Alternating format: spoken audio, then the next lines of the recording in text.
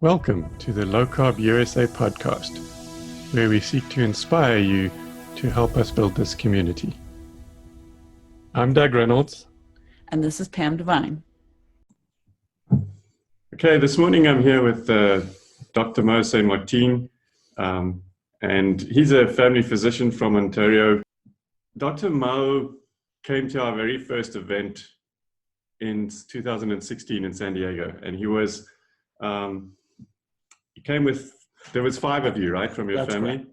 And have been massive supporters of our events since then. There's always been at least 1 or 2 of them at any our events in Florida, every one of them that's been here in San Diego.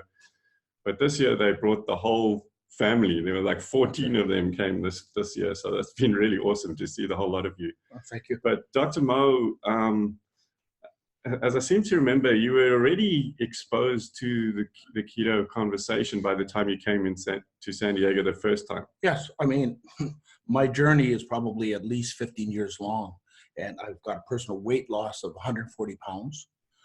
So you have to remember that as a physician, I was labeled by society as being overweight because I ate too much and I was lazy. Mm. I failed to understand how I could be lazy when I was in med school, playing at university football, married, father of 3 kids, and working part-time. But, you know, I'm still supposed to be lazy because I don't exercise enough. And unfortunately, the standard American diet, which was pushed through med school, and in fact, through med school, we had 4 hours of nutrition class, that's it. The cornerstone of our management for chronic diseases is pills, pills, pills. And something really hit me a few years ago with Dr. William Davis when he wrote his book Undoctored. He said, there's no ham in hamburger, there's no health in healthcare. And by that, I think he meant that follow the money, follow where the influence is. And you realize that, unfortunately, the guidelines and my profession are really, really controlled by a lot of these features. And we've been blessed by having LowCarbUSA and the keto world coming together, and that's probably the best thing that you and Pam have done, is be able to keep this low carb keto family together and not infight and so on. And it's given myself and other physicians, clinicians of all sorts who want to treat chronic diseases the weapons that we need. Because until Andreas presented yesterday, for example, that there's 31 random controlled trials supporting low carb, high fat versus the low fat, high carb models, 31 to 0.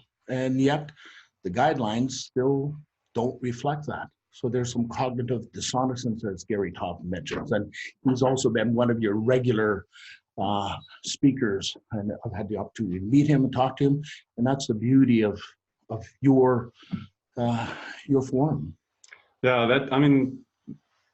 the fact that we're able to reach physicians like you and help you guys to take it to your patients has been, as far as I'm concerned, the biggest achievement that we've kind of been able to make since we started this. When we first started it, we thought we just wanted to put on some kind of conference to give the scientists and researchers, a platform to present this information to you.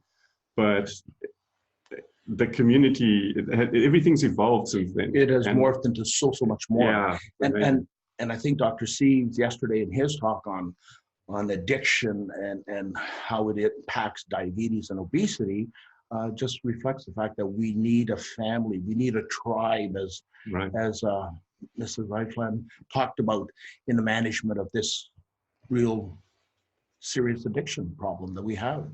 And it truly is. And processed foods are the biggest problem that our society currently has. And they're lobbied like crazy at the government level by the tobacco industry, which now controls the bulk of the food industry. And just on a personal note, I know that your whole family has gone through an enormous transformation since you've discovered this whole keto thing. So maybe tell us a bit about that. Well, sure. I mean, when I first came here, I came here with my 2 daughters, daughter-in-law, and my wife. I realized that it's a matriarchal society in my family, at least. And if I was going to have the boys and the 6 grandkids get on board, I needed to get the moms on board. And that was the reason for bringing them here the first time. And they each had their own aha moments. I know Leanne, my eldest daughter, who has the biggest weight problem, her big moment was realizing that, yeah, she does have an addiction problem. And Karen Thompson was amazing to have here as one of your initial speakers. Mm-hmm. And she's been able to reach out and contact her ongoing. And that's the beauty of this forum. You're able to go toe to toe and meet and talk to some of these world leaders in the keto world. I think that's the most amazing thing, is that that even I'm surprised at often, is how accessible these people are. They're just sitting on a chair in the corridor somewhere, you know. Yeah, well, they're not just accessible. They're amazingly humble. Mm-hmm. You know, they blush when people ask to have their photos taken with them, and you know, it's just a reflection of who they are. And I think it's a reflection of the fact that they realize that they all have their own struggles and there's frailty within all of us. And that's the beauty part of this. Yeah, I mean, you mentioned Dr. Robert Cywes, mm-hmm. And I think he's just becoming a powerhouse in this environment. And he has a way of putting things that just resonates with people. And that's because he's lived the problem. That was what I was going to totally. And that's been my, you know, probably the greatest thing for me is having lost 140 pounds, kept it off for 15 years, having struggled with all of the problems that we have had in the past, but now I'm armed with information that will protect me against my own college. You know, you've got people like Dr. Fetsky down in Australia, New Zealand way, who got reported by dietitians for giving nutritional advice as an orthopedic surgeon, or Tim Noakes in South Africa, who were again having to go through 2-3 years of legal issues to clear his name because of nutritional advice. So now we're being supported, and this community is worldwide and coalescing to provide more and more information to arm us, because you know, we are at risk when we try to give the best advice to our patients. But Dr. Cywes, myself, having had the weight problems, and as Dr. Cywes mentioned yesterday, he's lost 100 pounds, but he's had 2 or 3 relapses where he's put on 30 pounds. I've not been any different. The biggest part is the last 5 or more years, there's not been a bump up in the weight. So I think I've got it under control. You think you're beaten. But like an alcoholic, I'm only 1 drink away. Yeah. And that's where it's so important to have people around you that are like-minded and who will support you. And that's why my family needs to come to your family and become a bigger tribe and get that kind of support. Yeah, well, thanks for coming. I mean, it's always amazing to see you guys, and like every time there's more of you, and it's just a pleasure to interact with your family. And yeah, I mean, I just want to say thanks for being a part of the solution. You know, you're taking it to your patients, and Leanne's doing the same, right? Monique. Monique's the doctor. Yes, my second daughter was a teacher for 8 years, and has herself struggled with weight. My whole family has, and she's now, you know, a champion for this, and diet doctor and so on. And we're bringing it to our patients, and we're getting amazing results. But what we've realized through Dr. Cywes and Iflan and Karen Thompson is that it's not enough to just give it one intervention or a 5-minute here or 5-minute there. There has to be that ongoing support. Right. And I think what we've learned through this meeting is that we're going to have to develop something even greater that's going to give Facebook, Instagram some kind of support that's going to have to get bigger and bigger and bigger. And we're going to have to increase the tribe. So I'm going to have to marry into other tribes and see if we could use their platforms, if it's already established, to move forward. And the other part too is learning about the physician, medical practitioner support group that you're going to be creating. I'm so eager, I can't wait to be here so that I can learn more and I can share more information, and hopefully have this core group of people go out and spread the word. That's awesome. Yeah. So and maybe I can sit down with, maybe we should do it with everyone here at some point, just have a little feedback session or something, because we've established or published now the clinical guidelines, which I think is a massive achievement. But it's not a standard of care. It's just a document. And as much as it's already turning out to be a lot of value to a lot of physicians, as I said, it's not a standard of care. And the standard of care is a consensus. It's an intangible thing. Correct. And the only way that we can establish that is to have conversation, and for people to discuss things, often disagree, and that's a good thing, because no one should be here to just toe the line, right? No, and that's the form that you've allowed, the platform you've allowed and created, is for interdisciplinary groups or members to meet, agree and disagree in a respectful way. Families often argue, right, but they don't draw blood, and they respect each other, and that's what's happening here. So you can get a Robert Cywes, who's a bariatric surgeon, know more about food addiction than a psychiatrist or a psychologist, and he can go and tell Dr. Andreas Enfield that he's wrong, because Dr. Enfield said, "I don't eat carbs." Well, Dr. Cywes' answer was, "I try not to eat carbs every day," right, because he's an addict. I'm one alcoholic drink away, if I'm an alcohol, from a relapse. And people that don't have that problem don't appreciate it. And that's why I think myself and Dr. Cywes and other people who have had the struggle understand and bring a different perspective. My job as a family doc is to bring all of that information together, process it, and try to bring it back in a 101 way for my patients to understand. Because my dad was a miner, always told me, he said, "It doesn't matter how much information you have. It's not what you say that counts, what I hear."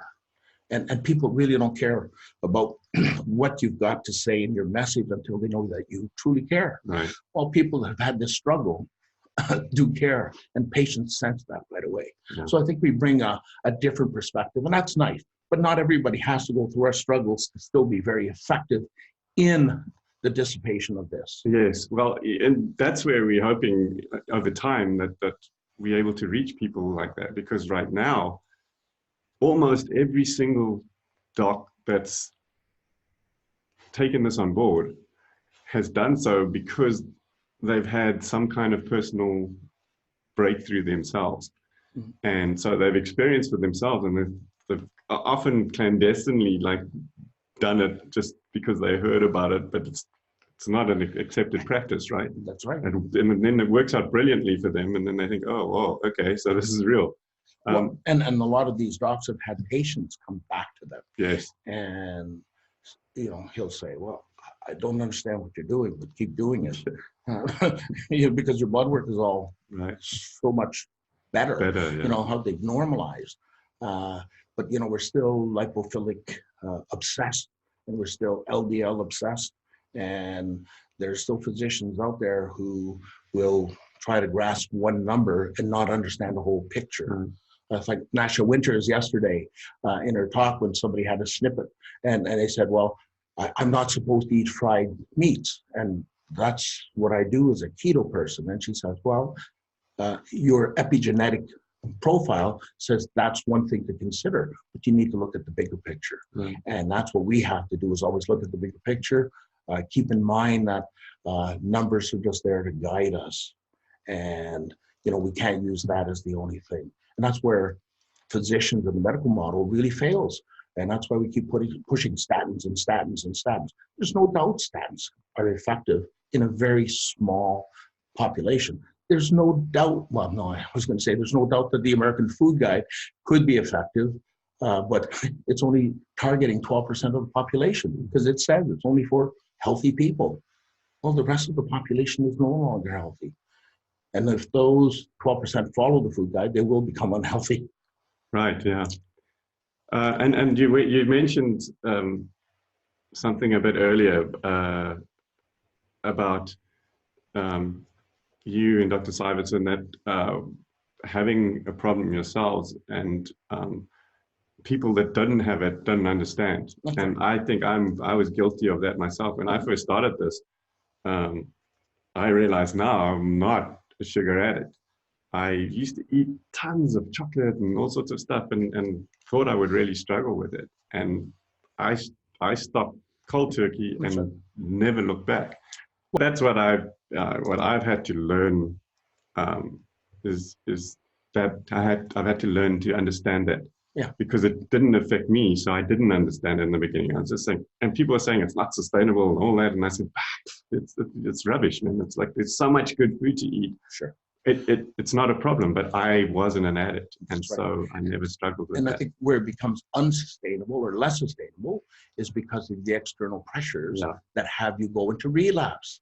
And if you do, if you're a smoker and or an alcoholic and you fall off the wagon, you've got to get back up and get back on. And it's the same with food addiction. That was my goal, is to try and see if I can extend this to my grandkids.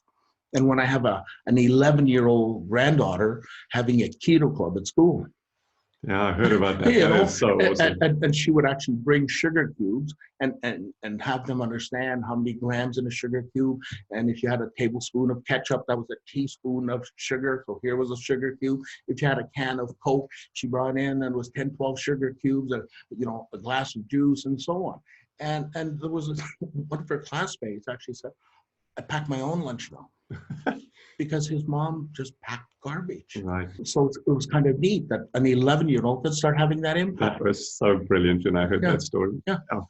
Well, thank you so much for being a part of the solution, as I said, of helping to take this to everybody that you can reach, to your patients. And it's been a pleasure to have you and your family here this time, and we look forward to seeing you back at the next one. Thank you. And we thank you for giving us a platform to reach out more people. Thank you, and I'm glad to hear that what we're doing is providing that for you, because that was our original intent. So we're at least achieving what we set out to do. No, I think you're far exceeding your expectations. Well, thank you very much. Thank you. Okay. So you'll notice that we haven't had any commercials at all during this podcast, and we intend to keep it like that if we possibly can. But at the same time, the work that we're doing and the efforts that we're going to get the clinical guidelines done, there's just so much to do. And in order to really, for this to be sustainable, we need your help. And so what we're asking you to do is go and take a look at our Patreon account. There's actually quite a few options there. It provides you with options to actually go onto our site, and there's membership options there where you can get access to all our video content and other perks of being a member, or even just $1 a month. Become a patron, and you can find that in patreon.com/LowCarbUSA. I'll put it in the show notes and in the episode notes so that you can find it. And help us to change the world. Yeah, so I think a lot of people take a look at the conference registrations, and I think they immediately assume that, from a distance, that these might be money-making endeavors that we're doing with these conferences. And it's hard to admit, and it's hard to tell people that we really aren't making any money from these. All 11 of the events that we've done have not been a profitable endeavor. We've literally had to dip into our credit, basically. It wasn't anything. It wasn't like we actually had a pocket to dip into and put money into. We've had to take loans and get a lot of credit for these events. So any little bit that you can help, every ticket that's sold, every little bit of $1 a month in a Patreon account will help us to fund our endeavors and fund the programs, so that we continue to do some of these other things that are free content. The project management that we're doing on the clinical guidelines will really go a long way.